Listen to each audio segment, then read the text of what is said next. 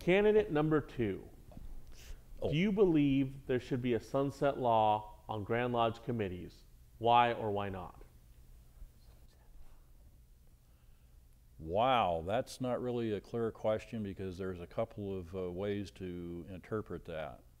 Sunset law on committees, should a committee simply go away? Is one way to look at that, and the answer to that is no. We have standing committees and we have ad hoc committees, if you will, that are supposed to expire and not be reappointed year after year after year. If that happens, they should be a permanent committee. Should there be a turnover in the committee members? Absolutely. Should that happen every year? No. You have brothers who have levels of expertise. They have corporate memory in particular committee or committees, and they will carry on. But they will reach a point where they don't offer as much to the committee as they used to for a number of reasons. You get burned out, things pass you by, you have other interests, you have a family, any number of reasons. So there should be turnover in committees, and sometimes wholesale turnover is appropriate if committee members are not performing their function, for example.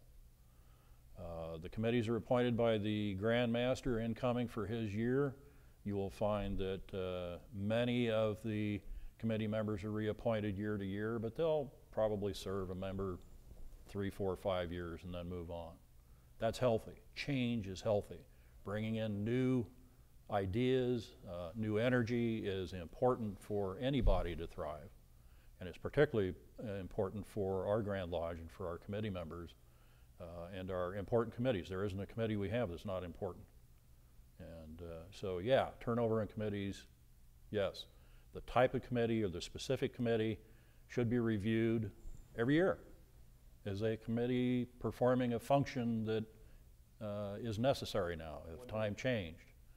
Should we combine committees? Do we have too many committees? I would argue that we could probably incorporate committees and reappoint them and do that very safely and to good purpose. So not one simple answer, but we should not have committees locked in stone either as a committee proper or as the membership. Candidate number 3, same question.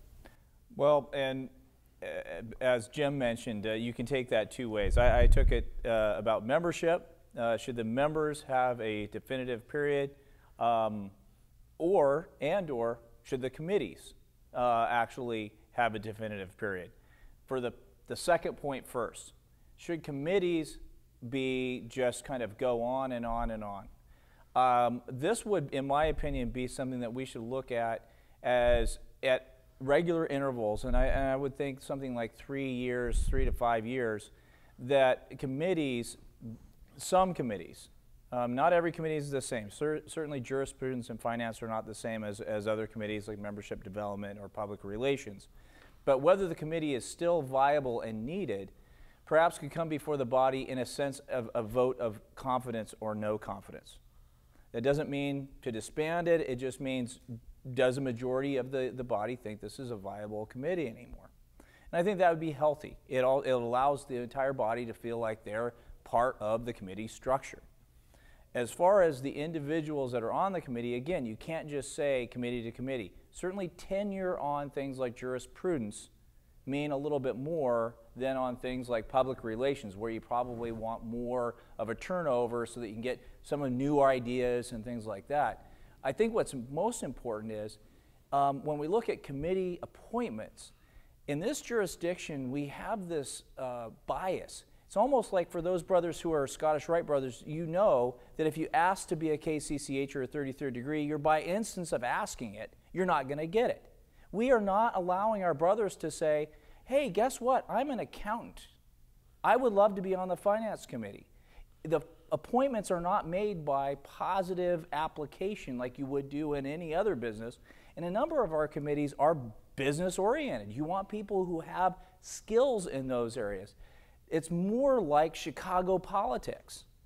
Who's been around most? Who's the friend? Who, that's how appointments are made. And yes, we have some appointments that, you know, if you become Grand Master, somebody's helped you out, maybe you make them Grand Standard Bearer or something like that. That's appropriate. But to make them chair of the Finance Committee, don't you think we should have somebody put a resume in and say, this is what I would like to do to help the lodge?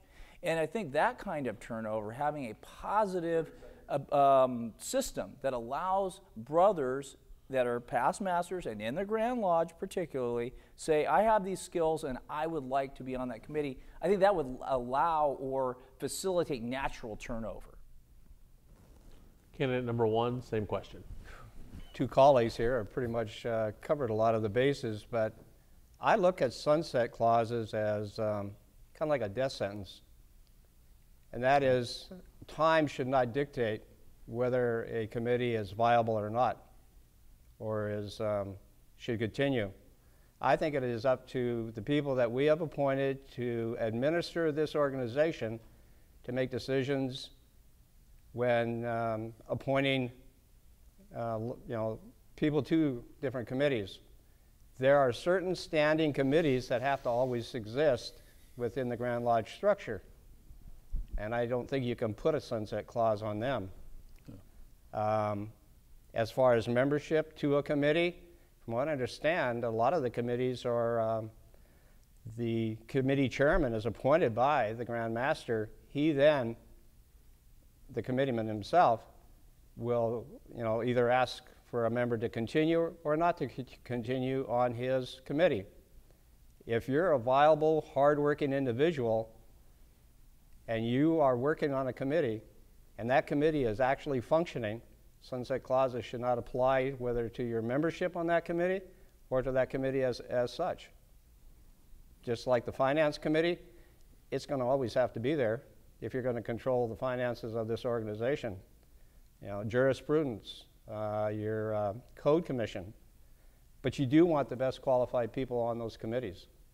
And I think it's up to the chairman to, if he's looking for some good quality people, what's wrong with setting out a email? What's wrong with putting out, asking for people who would like to serve on that committee, who have the skills to be on that committee? It's up to the committeeman, I believe, as to whether people stay on it, and his recommendation to the Grand Master.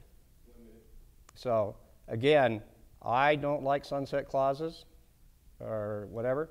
And I don't like it if they're applied to those that are on the committees and to the committee itself. That's why we have an administrative body. Thank you.